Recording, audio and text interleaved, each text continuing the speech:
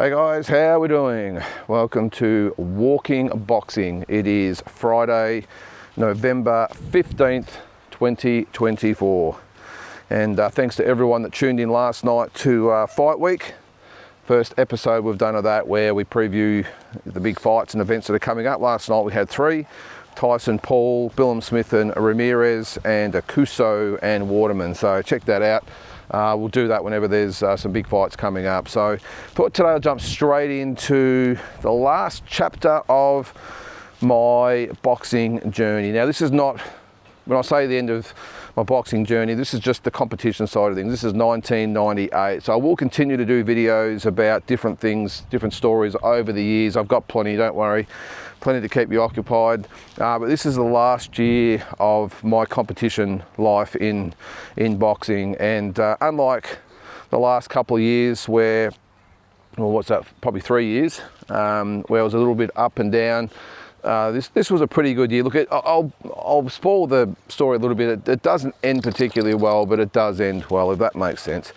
But heading into 1998, of course, I was coming off the second straight Australian title, third in all over the journey, and I just got engaged to Tara, so we were pretty happy. We just bought our new house together, so it was all going pretty well. So I was actually in a really good space at that stage, and headed to the AAS for the first camp. And unlike the previous year, I was actually pretty excited to get there. I was now the new coach with Bodo, and even though I'd been away with him in 97, I just really couldn't wait this time to get there for the Oceania Games. And they were going to be held in New Zealand, and I think it was called Upper Hutt or Lower Hutt. Might have been Lower Hutt, whatever it was, one of the huts. But we fought in New Zealand. We had a really strong team go over there, and I really felt like I was primed and couldn't wait to get to the Commonwealth Games that year. Really thought I was a really great chance of winning gold medal, and as I said, I was really excited. So we got to the AAS, met up with the rest of the team, and for the first part of our training camp, I think might have been a 2-week training camp before we left. So that went really well. I will admit I was still having a few issues with the training methods of Bodo, but I was doing my best to listen to what he was having to say and implement it. It wasn't all smooth sailing, but I was doing my best, as were all the others. We had no choice. It was either that or see you later. Come on, buddy, we'll go down the stairs here. So after 2 weeks, we had some great sparring and some great training, and it was all good. And come on, buddy, we're going this way. And we got to New Zealand, and come on, man.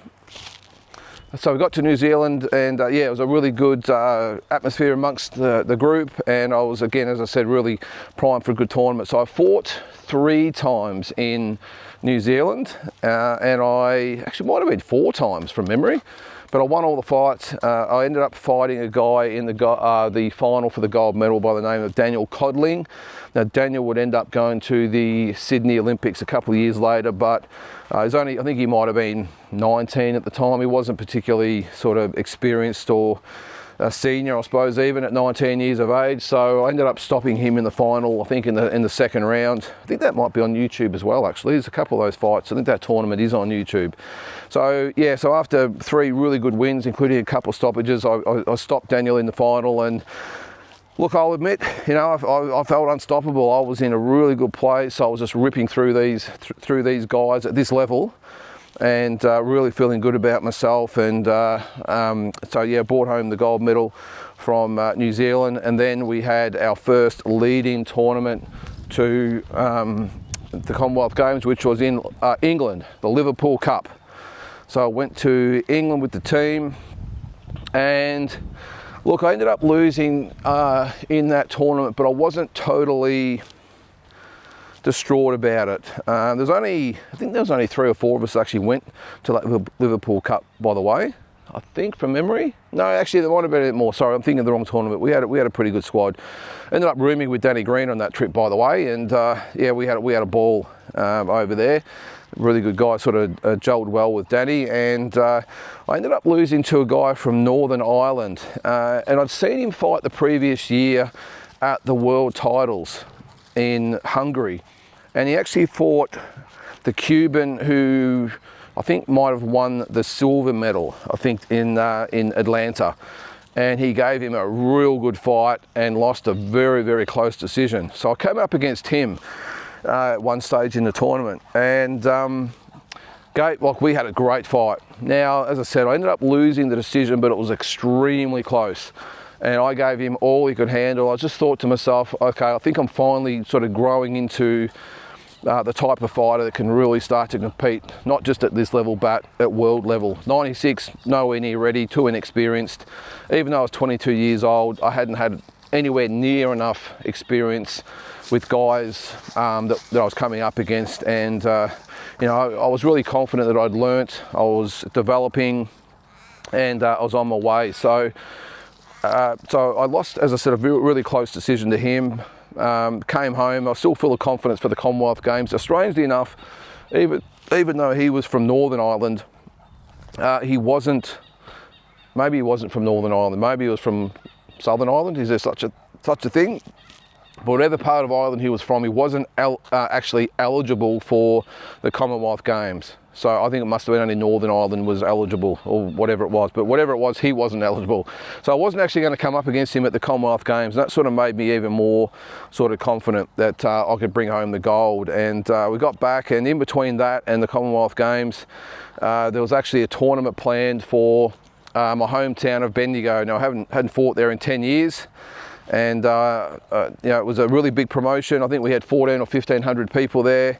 It was a great night of boxing. That is on YouTube, so people comment about it all the time. And it was just a great night. It was almost like a pro night. I remember James Swan came down from Darwin. I got no idea why we brought him down from Darwin to fight in a show in Bendigo, but he actually fought a guy named Casey Johns, who was the national 63.5 kilo champion. Now, Swanee was the national 57 kilogram champion, and they decided to fight each other. Both would go to the Commonwealth Games.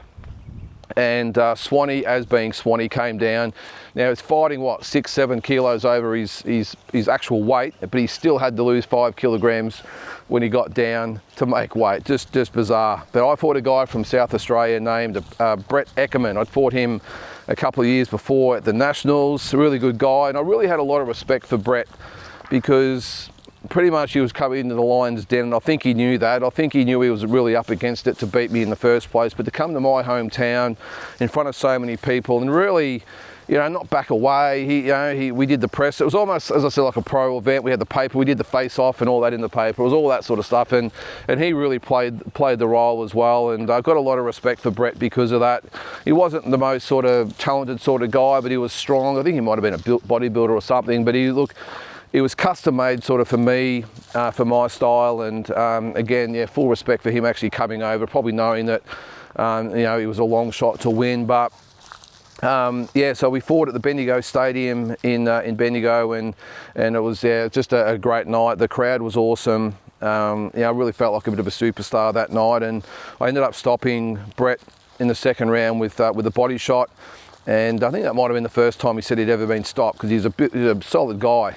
And it probably highlights one of the mottos I've always gone by in boxing, that sometimes you've got a guy you can hit in the head with a sledgehammer and they'll just laugh at you. Hit them to the body and let's see their reaction. So if you're a young aspiring boxer out there, take that on board. It's not all about the head. Go to the body. That's where you really find out what people are made of. But anyway, that's another story. Maybe I'll do some training videos as well and some advice and tips. But so I got over the top of Brett, and I was into the Commonwealth Games, and I was flying. I really was. I was really confident, really happy with my form. And there was another, I think there might have been another leading tournament. Actually, they might have brought some guys over from Mauritius, I remember, but I was having a few issues with my neck and my back. There was a bit of a nerve thing. I was pinching, and I was having some issues there. So I decided to sit out that tournament, or the matchups. I had I think I'd had 6, 7, 8 fights already that year, so it wasn't a big deal. So I sat that one out, and we went to Thailand for the Commonwealth Games training camp. And yeah, I think we were there for a while. It might have been 3 or 4 weeks. It was a big lead into the Commonwealth Games. In Kuala Lumpur they were, the Commonwealth Games. And it was had a great camp. There was probably one little hiccup. I got dropped in sparring by the Thai champion that I was sparring with, just got complacent and got dropped. No, it wasn't any dramas at all, just one of those flash knockdowns, but that was a little bit of a kick up the arse. But sometimes you need that. You really do. You know, just something to remind you to switch on and keep your head in the game. So that was all good. We got to the Commonwealth Games, and I've got to say I really enjoyed. Actually, sorry, I'll backtrack just one bit, because with the Commonwealth Games there was one story, and I've talked about it on here before. The day or something before we were supposed to go to Thailand for the training camp, our team captain and my good mate Justin Crawford was pulled out of the team, just gone. And all that happened the day after was the team was pulled together, and Bodo, was either Bodo or the team manager, whatever it was, said Justin Crawford's no longer part of the team and we've sent him home. And everyone was just stunned, because Crawford's our captain, a hugely popular guy, Crawford, such a great guy and a great fighter, and he was gone.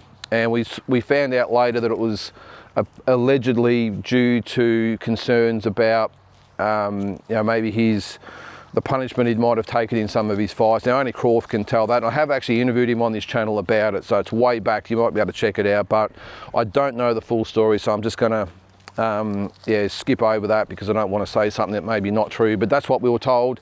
He was pulled out over concerns over his health, and that was that. So we went to Thailand. I can't remember who was elevated to the team captain, didn't care, to be honest.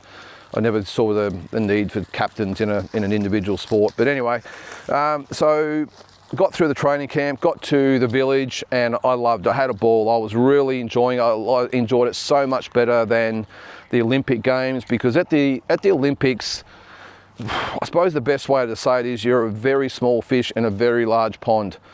You know, across the board. I mean, you've got the best athletes in the world. I mean, even in the Olympic Village for us, in the Aussie section, you know, walking past Kathy Freeman and Kieran Perkins and all these types of guys and girls, they're all still there at the Commonwealth Games, but the international people that were there, the tennis players and, you know, everyone else, it was quite overwhelming. And everyone's just, because there was such a clash of cultures, everyone just, a lot of them just stuck to their own little village, their own part of the village, and no one really interacted a lot. I mean, it's a lot of oil being mixed with water, if that makes sense, as far as the cultures go. So everyone was pretty standoffish and did their own thing. We're at the Commonwealth Games, because we're all Commonwealth countries, everyone sort of mixed in, got along well. Obviously the Aussies, the Canadians, Irish, English, well, the English were probably pushed aside a little bit. For some reason the Irish and the Scottish don't like the English too much, but anyway, that's a different story.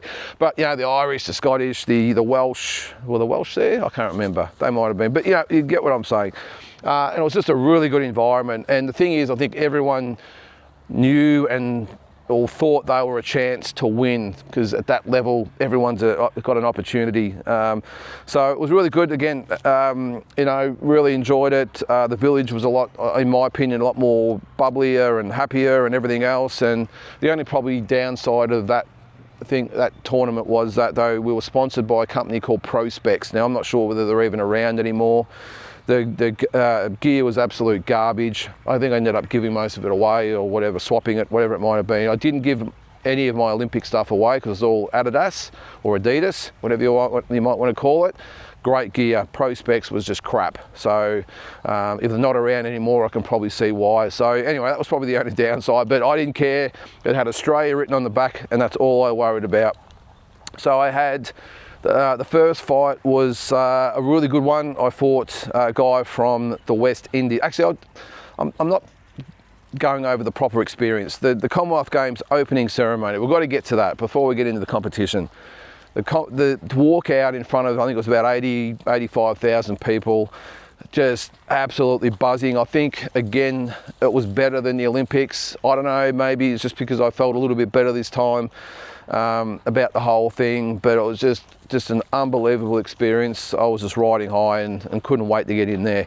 But all right, so on to the fights, and yeah, I fought a guy from the West Indies first up. So look, in hindsight, I probably couldn't have got a better opponent, just to dip the toe in the water and break the ice. Look, he was a tough little guy, but obviously from the West Indies, probably hadn't had a lot of experience and fights at the top level. So I stopped him, I think, in the second round. Had a really good win under my belt, and it really just set me up for what I thought was going to be a really good tournament. Got to the second fight. Now this is where it got a little bit interesting because I fought a guy from Northern Ireland, not the same guy from before, this is a different one. And I can't remember his name, but he was definitely one of the favourites. Now actually on our draw, on our side of the draw, for some reason we had all the favourites in one side. There was myself, there was the Canadian, there was the Irishman, I think the Englishman might have been in there as well. But all the main fighters in one half of the draw. So that's just the way it goes. That's why it's called a draw. So I fought the Northern Irish guy, and they were 5 2-minute rounds back then. And after the second round, I thought I'm in a little bit of trouble here. I fell a few points behind. I was sort of struggling a little bit, unlike the first fight where I was all go. I was just sort of struggling to get my timing, my range, and he was boxing quite well. But I remember sitting down after the second round thinking, look, this could be the last tournament of you as an amateur, because I had no idea what I was going to do after this. I hadn't made my mind up about whether I was going to go for Sydney, because I mean I was going to be 27 years old by then, so I didn't know. But anyway, so I thought, well, I'm just going to bite down on my mouth guard and just go for it. I got nothing to lose, so I did it, and I just went for it. And I thought this is all or nothing, and ended up running over the top of the Northern Ireland guy and got the decision by 6-7 points, whatever it was. It was a comfortable win in the end, so I was really happy with that. And then I was coming up in the semi-finals, so I was guaranteed a bronze medal, and I was feeling good. I had no injuries. This is unlike me, because normally I just have this habit of just busting myself up and making things harder than they should be. So I fought the guy from Canada. His name was Jeremy Molitor, and he was the hot shot from over there, and we were actually the two favourites for the division, and we came up against each other in the semis. And I was really confident. He'd had an extra fight than me. I must have got a bye in the first round. So he was having his fourth fight, I was having my third fight. And I'd seen him fight. I knew he was just struggling a little bit. That extra fight can take a lot out of you. So I was really confident, and I jumped in the ring, and we went at it. And after the first round, I thought I had a really good first round. I thought I hurt him a couple of times to the body. You couldn't actually see the scores back then, so I'm not quite sure what they were. I'll get to that scoring in a minute, because it has a big relevance on what happened there. But so I thought I had a really good first round. Again, as I said, I hurt him to the body a few times. I could tell he was very weary of me. He was very standoffish. He was boxing from long range. And I think he'd been told, hey, look, stay away from this guy for the first couple of rounds. And he did. And I don't want this to be another, not a whinge, but excuses or anything like that. But I'm going to tell you the story, and you can make of it what you will. But I'm going to tell it the way, from my angle, what happened. And again, as I said, I don't really care. Make of it what you will. You can make your own assertions. But this is what happened. What was supposed to go on during all these fights, and if you're part of the amateur scene back then, you'll know what I'm talking about. They didn't have the live scores, so you didn't know what was happening. You relied on people in the crowd that had a monitor, even officials at ringside, whatever it might have been, to know the scores in between rounds. So our little in was that Jeff Fennick was a commentator, and he was supposed to be sort of monitoring to the crowd or whatever, and they could pass that message to the corner, so we knew what was sort of going on. And everyone did it. It wasn't just us. Everyone did it. They always had a way of finding out the score, which made it a little bit awkward sometimes. And you get to the last round and someone's 2 or 3 points up, and they start running around the ring like a chook with its head cut off. But in my instance, after the second, third, fourth rounds even, it was you're winning the fight, you're in front. After the fourth round, it was right, you've got it won, don't take any chances. You're in front, just do what you got to do and get through the round, and you're going to win the fight. And I must admit, at the time I was thinking, I'm not so sure about this. It was a close fight. He was boxing well, really good fighter. I was doing my thing, but I didn't think that I was winning that easily, if I was winning at all. I thought it was a close fight. As I said, he was a good fighter, he was boxing well, but I was being told round after round that you're winning, and after the fourth, you're well in front, stay away. So in the last round, I'm boxing conservatively. I'm thinking gold medal fights, and just going through the motions. At one point I even backed off and, you know, just took a bit of a spell and, you know, didn't really do much. And little did I know in the crowd, all my supporters and that did know the proper score was saying, what the hell is he doing? What is he doing? He's fighting like he's winning the fight, because I wasn't. And after the bell rang, I thought I'd won. I'd been told I'd won.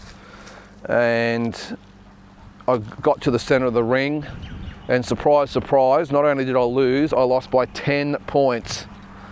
10 points. And look, as I said, I had a feeling that if I was winning, it wasn't by much. But in hindsight, in that last round where everyone's saying, what is he doing by boxing conservatively? Come on, buddy. I was actually that far behind that it just probably looked ridiculous to all those that did know the score. But anyway, so I lost the fight. I jumped out of the ring. You can probably imagine I was shattered. Not just because, for me, it's not if you lose, it's how you lose. And I've always had the motto that if you jump out of the ring and you've given it your all and you've emptied the tank, then you lose. Well, you can easily live with that. And I've always done that throughout my career. I can live with it, no problems whatsoever. But when you get out of the ring, especially in a fight like that, and you've still got half a tank of fuel and you haven't really exerted yourself and you haven't really given it everything you've got and you come up short, that's hard to handle. As I said, not the fact that I lost. That's not concerning. At that level, you lose fights. And he was a very, very good fighter who ended up going on to win the gold medal, by the way. But I was getting out the ring. That's what shattered me the most. And I remember in the change room, I said to Bodo and Pat, who was in the corner, my trainer from Bendigo, he was there as well. I said, what the hell just happened? And again, there's always different sides of the story, but my side of the story was the answer that came back was, well, we just thought you were far enough in front. We didn't have to look at the crowd to get the scores.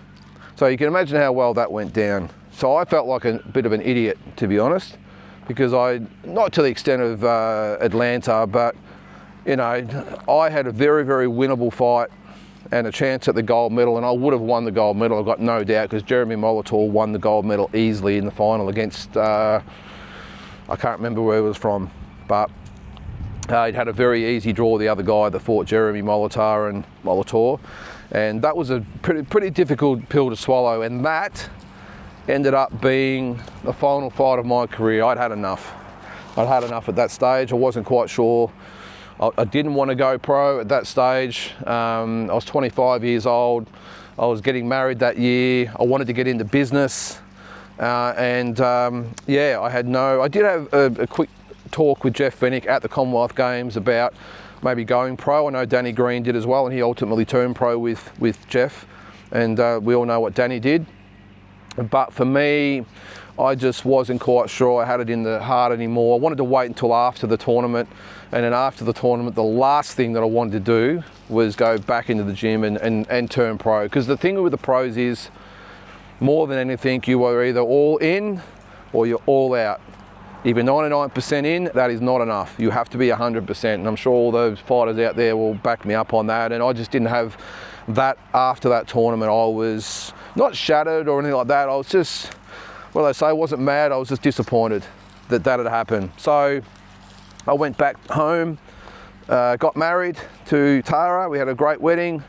We got into business the year after. I bought into a little pub and been in the business for 25 years. Went from the pub into the bottle shops, and that might be another story I might tell you. That's a quite interesting one, that is. But all the energy and dedication and whatever you might want to call it that I put into boxing for those 15 years, I put into the business, and that's all I was focused on after 1998. So as I said, I was more focused on the wedding and getting into the business, and wanted to just forget about boxing for a while. So I won't say it was a sad way to end or shattering way to end, nothing like that. I got over it pretty quick, if I'm being honest. It's like, oh well, it's my own fault.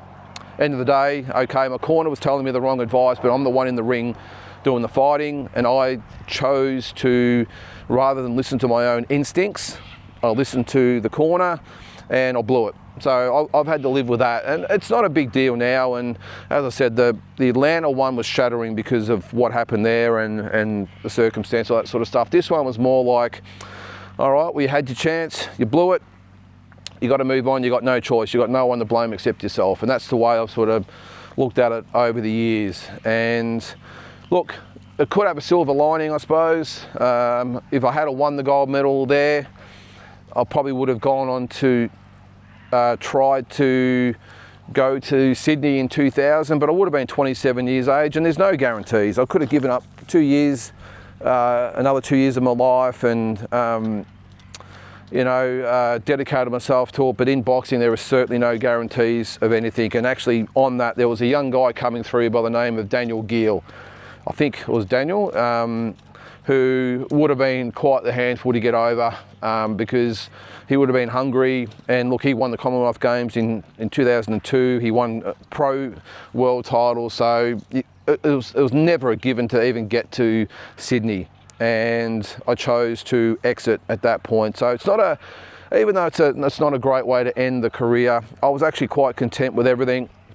Yes, I'd won a bronze medal, not that that really meant anything at the time, and probably still doesn't. I don't even know where my medal is, to be honest. Not to say I don't appreciate the medal and I'm proud of what I did. It's just that for me it was gold or nothing, and I didn't get the gold. So it is what it is. You move on, but that's the story of the final year of my boxing career. And as I said, I will continue on with some different stories. I've got some others I can tell about, different things involved in the game, but that's my fighting career. So yeah, that's it. I hope you've enjoyed the little mini series of that. If you've got any questions, queries, whatever it might be, comments, just put it in the chat, and I'm happy to discuss them as well. But yeah, and since then went on to have 2 great young kids. One in 2004, one in 2006, and I've been involved in the liquor industry for the last 25 years, and it's been good to us and set us up for what's been a good life. So guys, again, thanks very much for tuning in, and we'll catch you tomorrow.